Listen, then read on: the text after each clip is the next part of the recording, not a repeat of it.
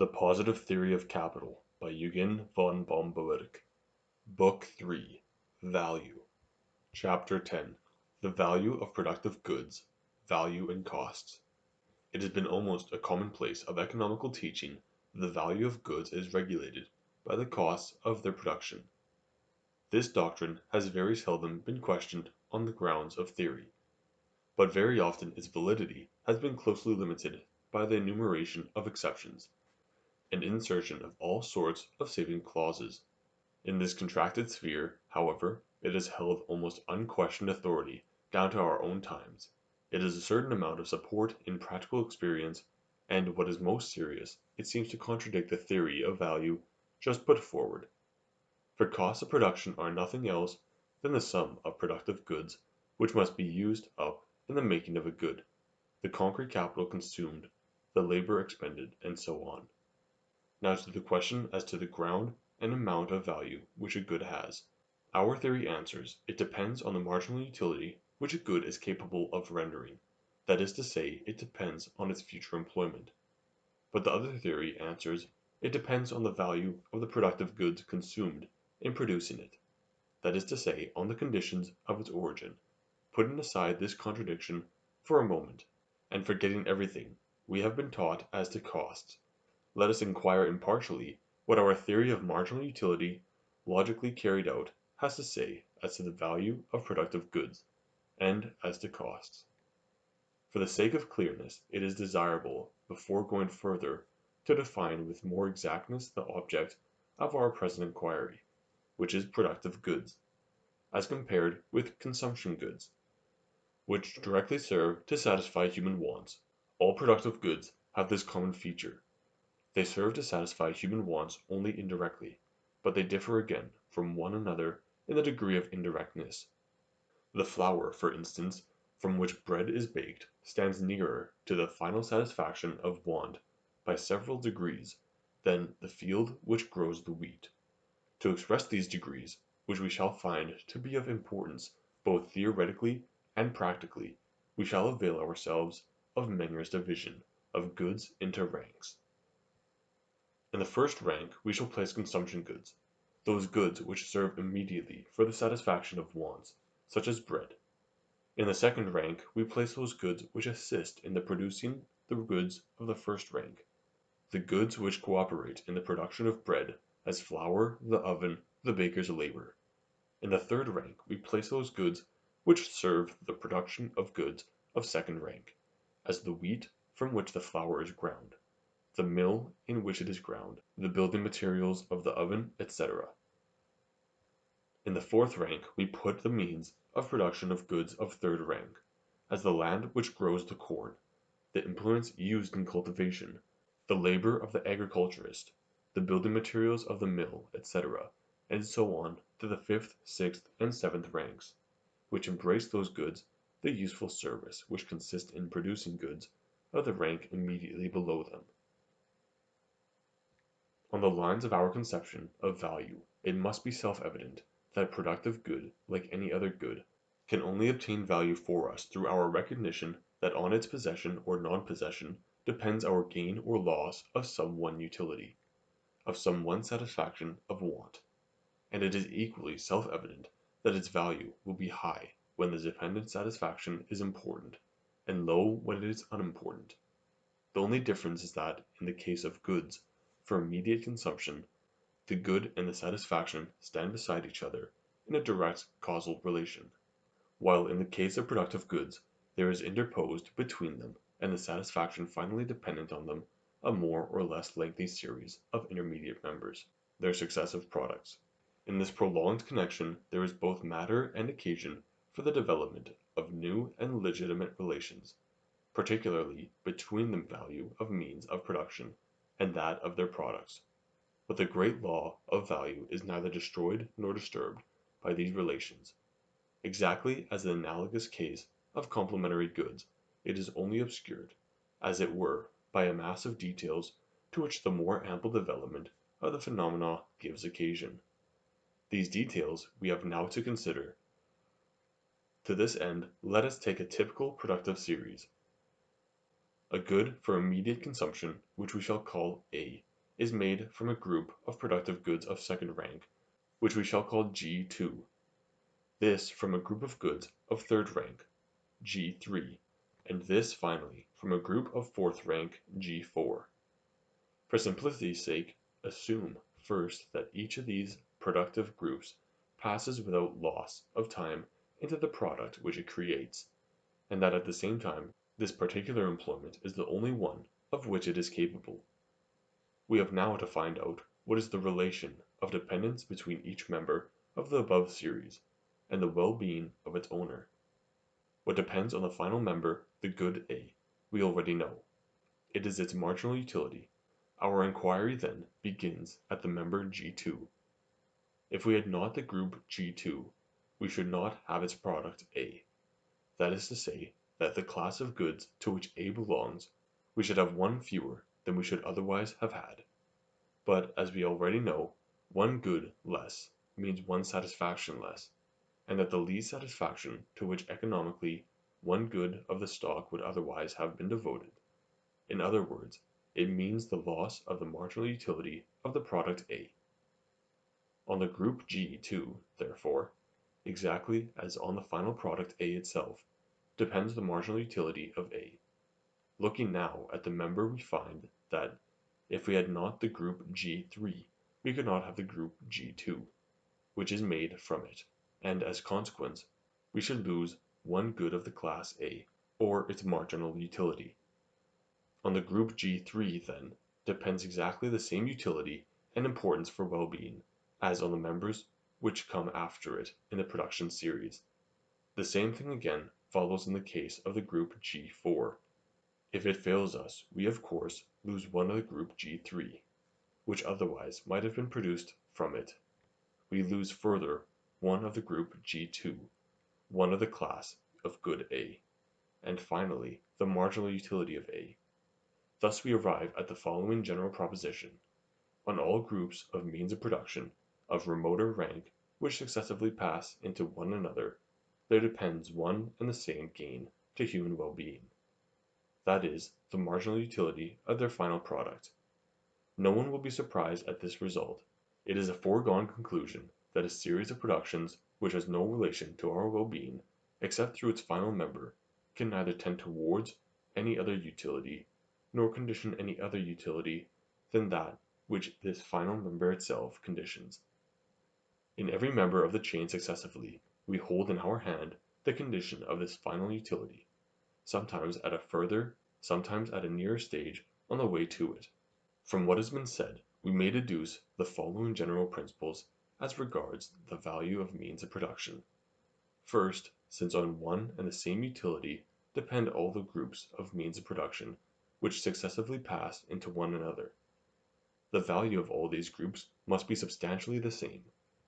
Second, the amount of this, their common value, is regulated for all, in the last resort, by the amount of the marginal utility of their finished product. I emphasize, in the last resort. For thirdly, the value of each group has its immediate measure in the value of its product, the succeeding group. In the first instance, the utility and service of the means of production consist and exhaust themselves in the making of their product, and naturally, the more important and more valuable the product is for us when made, the higher will be the estimate put on the importance of this utility, and of that which provides it. Substantially, the third proposition is fully covered by the second, for in the value of the goods of higher rank, the marginal utility of the final product is mirrored. From this marginal utility value is conducted to all the groups of means of production, but the conduction is done, as it were, by stages. First and immediately, the amount of the marginal utility stamps itself on the value of the final product. This then forms the measure of the value of the group of goods from which this product comes. This again measures the value of the third group, and the third group, finally, the value of the last group, the goods of fourth rank. From stage to stage, the name of the determining elements changes, but under the different names it is always the same thing that acts, the marginal utility of the final product. Although the second and third propositions, then, agree in substance, It is necessary to formulate the third explicitly. It is important as being a convenient abbreviated formula, which we use in practical life much more frequently than the principal formula. If we are estimating what amount of well-being a productive instrument brings us, we look naturally, first of all, to the product which we get from it, and then beyond that, to the well-being which that product brings us. If we do not know this, we must, I admit, go over the entire course of the conduction of utility, member by member, till we come finally to the marginal utility of the final member, the finished product. But very often this is not necessary. From previous consideration, or from experience, we meet with some opinion already formed on the value of the products, and without further consideration we make this the ground of our opinion as to the value of the means which produce them. A wood merchant buying timber for cask staves will not take long to consider the value of the wood to him. He estimates how many staves he can get out of the timber, and he knows what the staves are worth in the condition of the market at the time. Further than this he need not trouble himself. Thus far we have formulated these principles as to the value of means of production on purely theoretical grounds, to some extent as postulates of economical logic. If now we ask what experience says to these postulates, we shall find that it confirms them.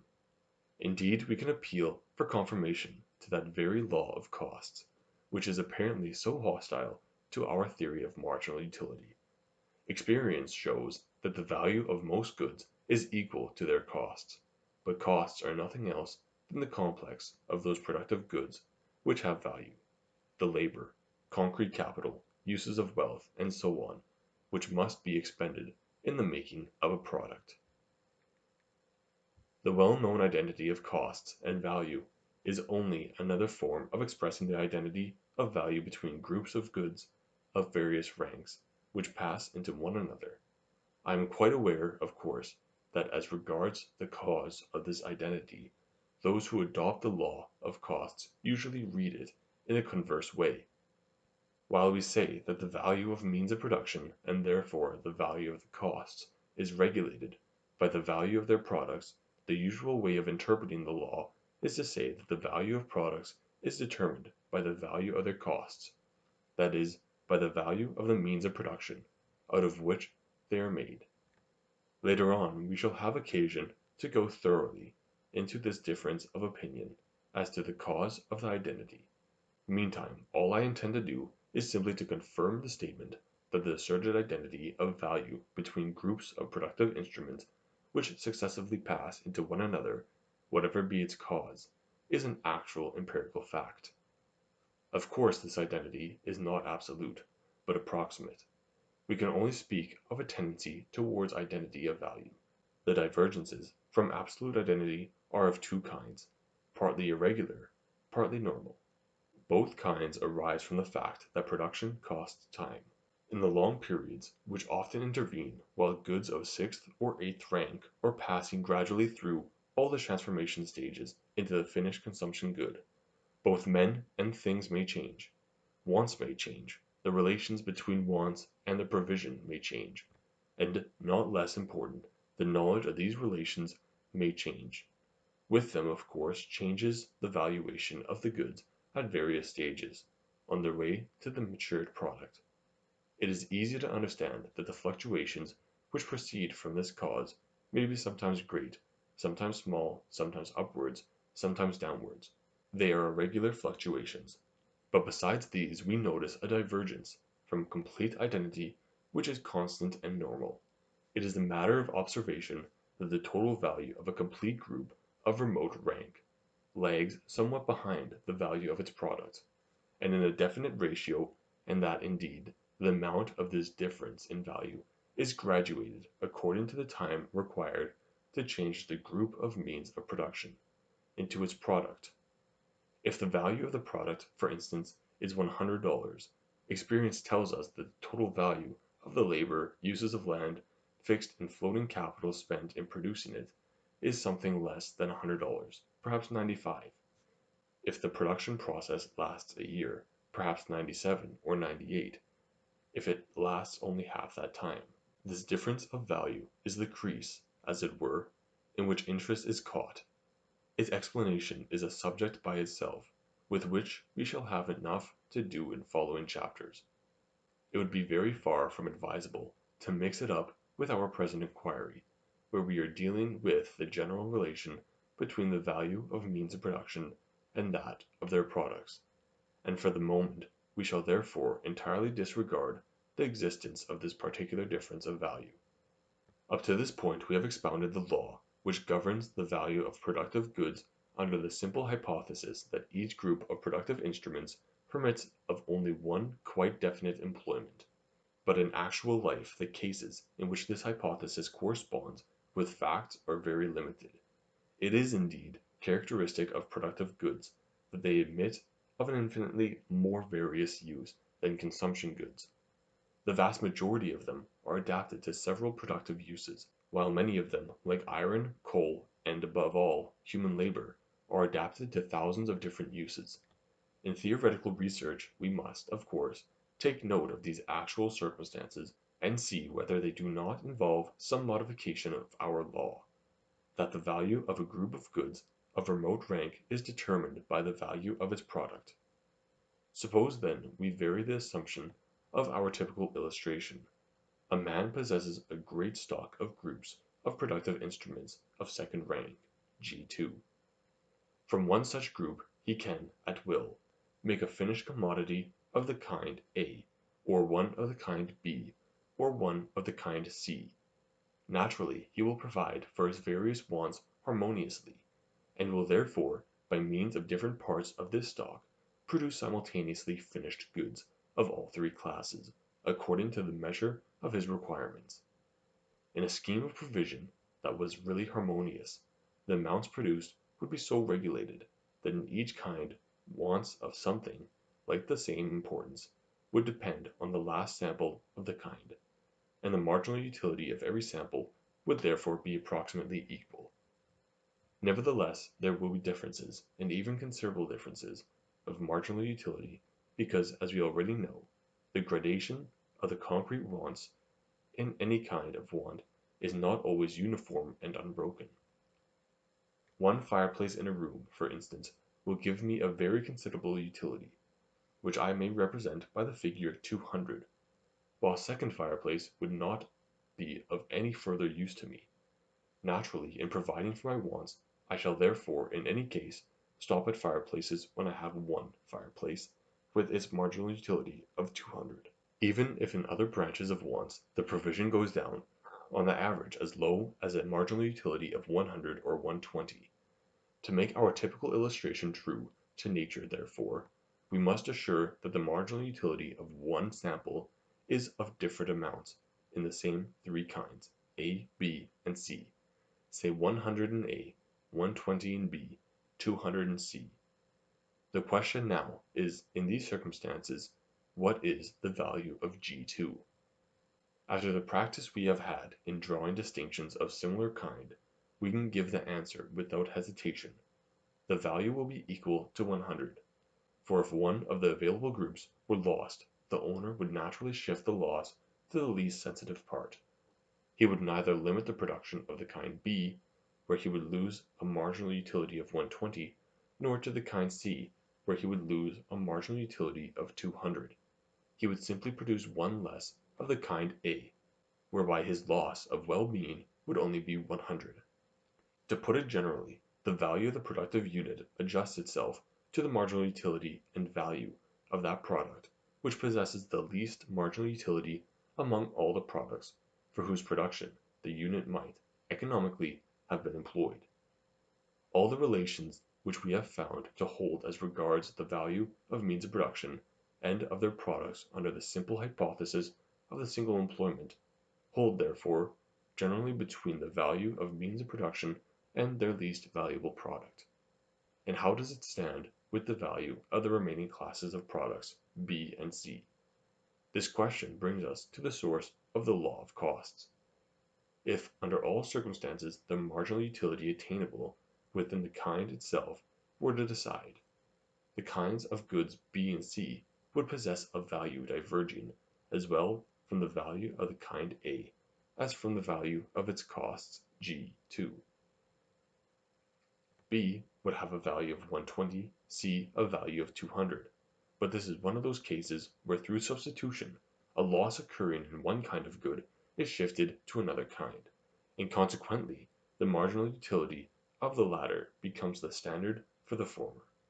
That is to say, if one of the kind C gets lost, there is no occasion to give up the marginal utility of 200, which it would have directly afforded.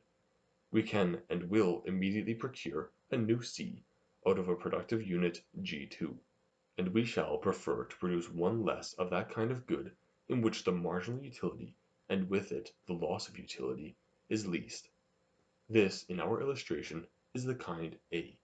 In virtue of the opportunity of substitution offered by production, a good of the kind C is therefore valued, not at its own marginal utility 200, but at 100, the marginal utility of the least valuable cognate, product A. The same holds, of course, of the value of kind B, and would hold, generally speaking, of every kind of good which is cognate in production with A, and has at the same time an immediate marginal utility greater than that of kind A. This leads to several important consequences. First of all, in this way, the value of goods which have a higher individual marginal utility is put on a level with the value of the marginal product, as we shall call that product which has the least marginal utility.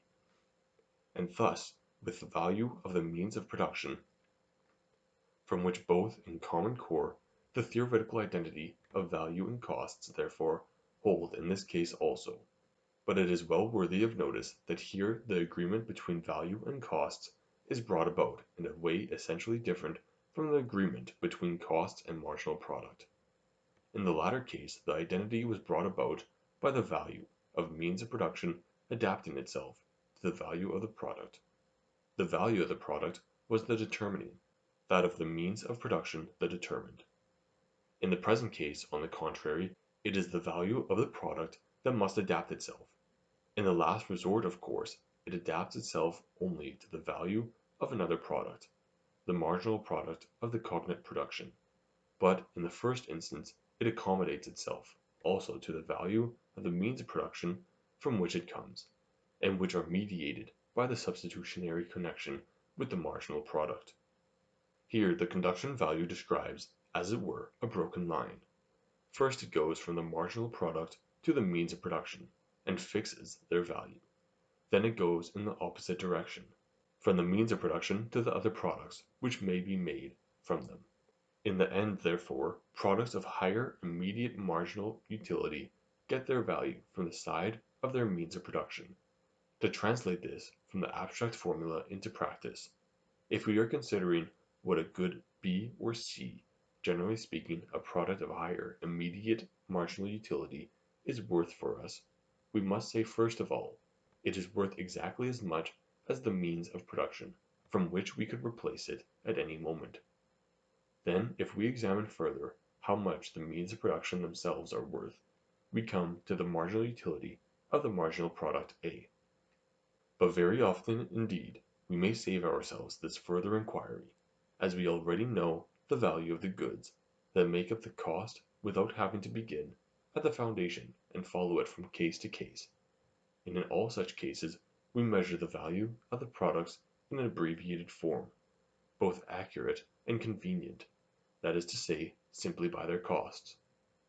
Here, then, we have the whole truth about the celebrated law of costs. As a fact, people are right when they say that costs regulate value.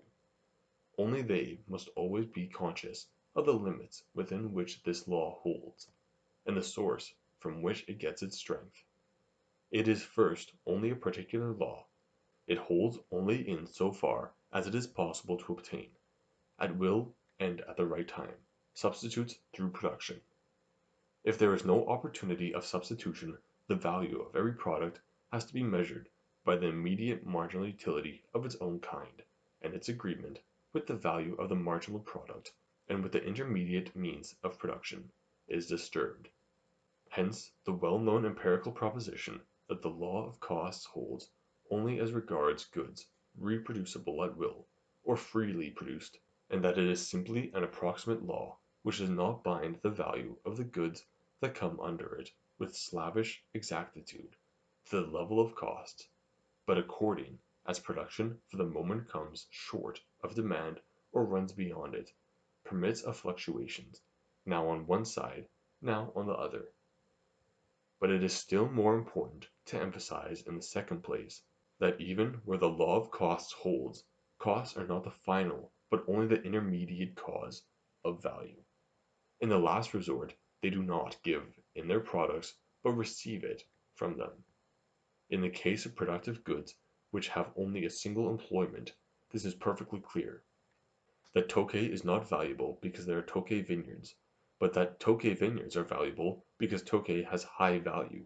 No one will be inclined to deny any more than that of the value of a quicksilver mine depends on the value of quicksilver, the wheat field on the value of wheat, the brick kiln on that of bricks, and not the other way about.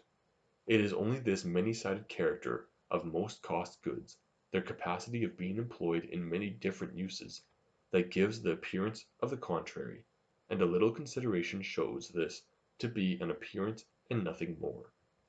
As the moon reflects the sun's rays on the earth, so the many-sided costs reflect the value which they receive from their marginal product on to their other products.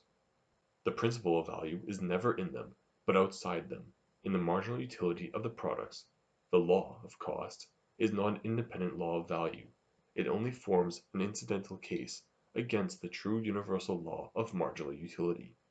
It is simply the great counterpart to the law of complementary goods, as the latter disentangles and explains those relations of value which result from the temporary and causal collocation, the simultaneous cooperation of several goods to a common useful end. So does the law of costs for the value relations of those goods which act in temporary and causal sequence, the working of goods after one another and through one another to the same final goal. If we think of the value relations of goods that work into one another as a much tangled net, we might say that the former law disentangles the meshes in their length and breadth, while the latter disentangles them in their depth. But both fall under the all-embracing law of marginal utility, and are nothing but special applications of that law to special problems.